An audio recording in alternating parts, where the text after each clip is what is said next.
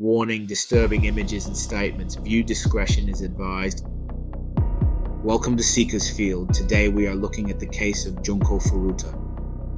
Junko Furuta was a bright high school student from Misato, Saitama Prefecture, Japan. She had big dreams of becoming a doctor and making her family proud. But on January 18, 1989, everything changed in the worst possible. For 44 long days, she was held captive by 4 cruel young men who put her through unimaginable suffering. They repeatedly violated her, tortured her with shocking brutality, and ultimately took her life in a heartless act of evil. Even though she was popular and known as a model student, Junko's life took a tragic turn when she was kidnapped on her way home from school and would later on be found in a concrete drum in a deserted area of the city of Misato. The boys responsible for this horrific crime were Hiroshi Miyano, Joe Ogura, Shinji Minato, and Yasushi Watanabe. At the time, they were just 16 to 18 years old. Hiroshi Miyano was the so-called leader of this group. He had a troubled past filled with bad behavior, which only worsened over time. He got involved with gangs and committed acts of SA. Known as a bully, he often bragged about his connections to the Yakuza, a powerful crime group making everyone, even his own family, afraid of him. Now the story goes Miyano had a crush on Junko and approached her, but she turned him down. He couldn't handle the rejection and became furious, feeling humiliated for the first time. This anger pushed him to seek revenge, and he got his friends to help him carry out this terrible crime. Just days after being rejected, on November 25, 1988, Miyano and Minato were in a park looking for someone to target when they saw Junko riding her bike home from work. Minato kicked her off her bike as a distraction, and Miyano pretended to be a good Samaritan, offering to walk her home. Sadly, she accepted his help, thinking she was safe. Miyano took her to an abandoned warehouse where he bragged about the Yakuza and then assaulted her. Later, he took her to a nearby hotel and attacked her again, threatening to kill her and her family if she made a sound.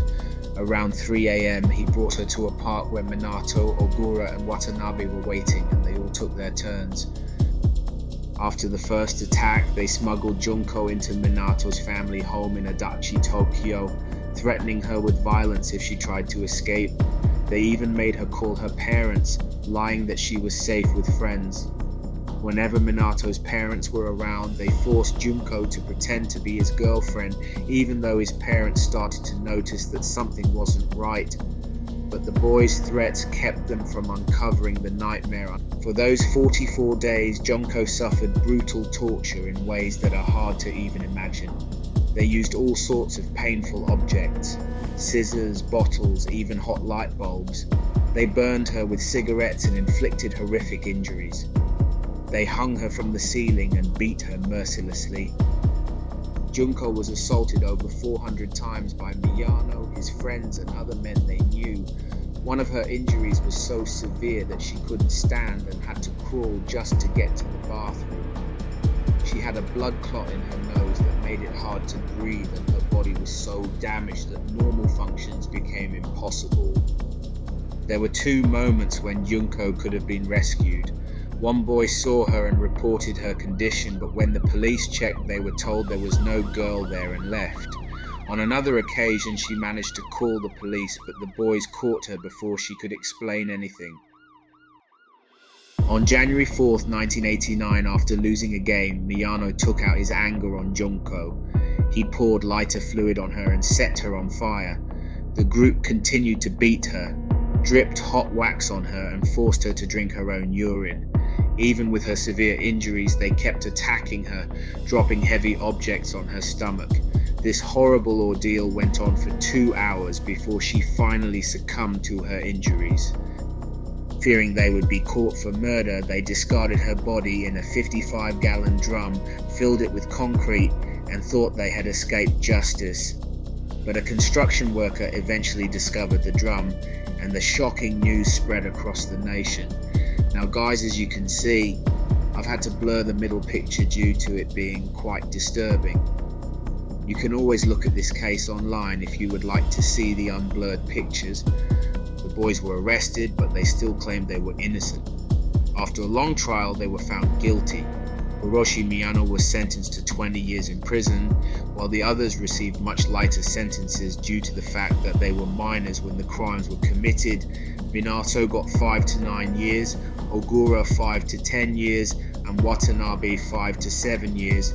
It's worth noting, due to their age, their identities were not publicly disclosed. Because of this, they were referred to by aliases or initials in the media and documents.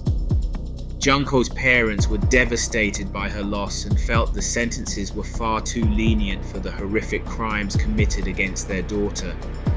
They also took legal action against the parents of the boy whose home was the scene of the crimes, holding them accountable for not preventing the horror that unfolded under their roof.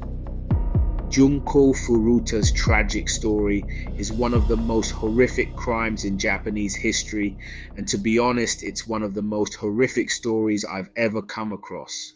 It stands as a painful reminder of the darkness that can exist in people and the need to seek justice for those who suffer. Thank you for watching Seekers Field. If you have any case suggestions, please share them in the comments below. Don't forget to like, comment, and subscribe for more content. I appreciate your support.